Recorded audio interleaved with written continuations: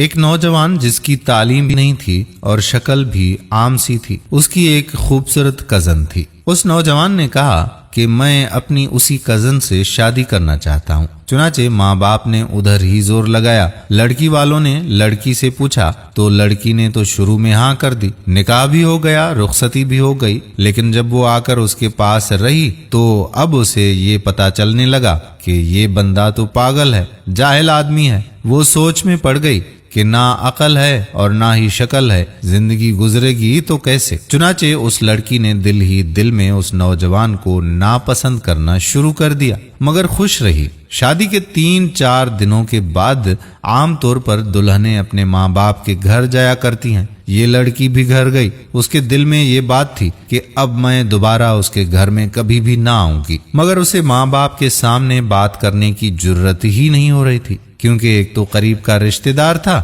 اور دوسرا شروع میں ہاں بھی تو کر چکی تھی۔ 2-4 دنوں کے بعد خاوند اسے لینے آ گیا۔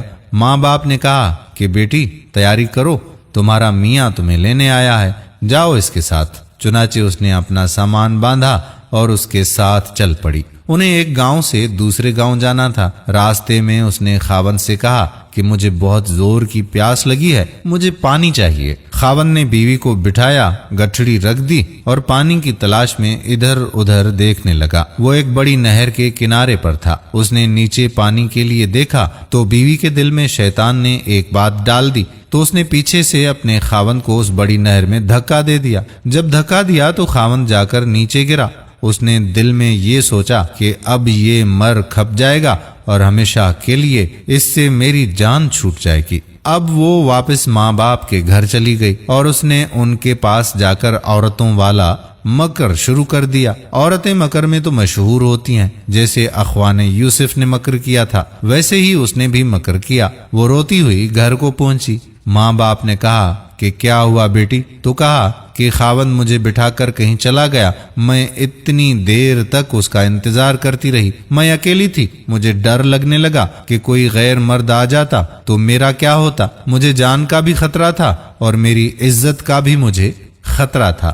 وہ تو بڑا بے پرواہ سا آدمی ہے، اس لیے میں واپس آ گئی ہوں۔ ایسے انسان کے ساتھ میں بھلا کیسے رہ سکتی ہوں؟ یہ سن کر ماں باپ کو بھی بہت غصہ آیا اور کہا کہ اس نے ہماری بیٹی کو اس طرح لاوارث کیسے چھوڑ دیا اور خود کہیں چلا گیا؟ یہ ایسا بے وقوف انسان ہے۔ اب ذرا ادھر کی بات سنیے۔ جب خاوند پانی میں نیچے گرا تو جان بچانے کے لیے اس نے ہاتھ پاؤں مارنا شروع کر دیے۔ آہستہ آہستہ رگڑتا رگڑتا وہ کنارے پر نکل آیا اور اس طرح سے وہ ڈوبنے سے بھی بچ گیا۔ کافی دیر کے بعد اس نے ہمت کی اور نہر کے کنارے چڑھتے چڑھتے اوپر تک نکل آیا۔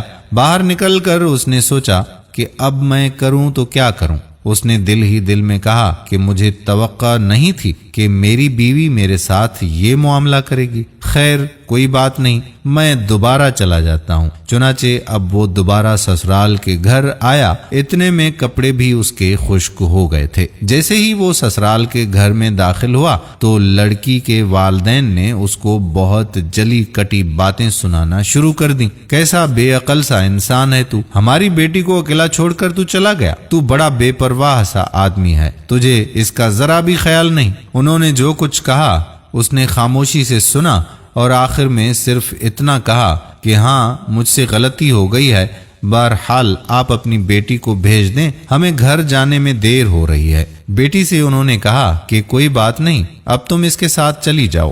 بیٹی تو چل پڑی، لیکن اس کے دل میں ایک بات بار بار آنے لگی کہ اگرچہ یہ ان پڑھ تھا، اگرچہ یہ بے عقل بھی تھا، شکل بھی اس کی اچھی نہیں تھی، مگر اس نے میرے ماں باپ کے سامنے میرا عیب تو چھپا لیا۔ اس کا دل بہت بڑا ہے، اگر یہ میرے ماں باپ کے سامنے میری یہ حرکت کھول دیتا تو میں تو ماں باپ کو منہ دکھانے کے قابل بھی نہیں رہتی، اور اگر یہ چاہتا تو آتے ہی مجھ پر حملہ کر دیتا اور مجھے مار بھی سکتا تھا یا پٹائی بھی کر سکتا تھا، لیکن اس نے ایسا کچھ بھی نہیں کیا۔ اس ایک بات پر اس لڑکی کے دل میں خاوند کی ایسی محبت پیدا ہو گئی کہ اس نے اپنی بقیہ پوری زندگی اپنے خاوند کی محبت اور اس کی خدمت میں گزار دی۔ اللہ تعالی ہماری تمام بہنوں اور بیٹیوں کو اپنے شوہر کی عزت کرنے کی توفیق عطا فرمائے۔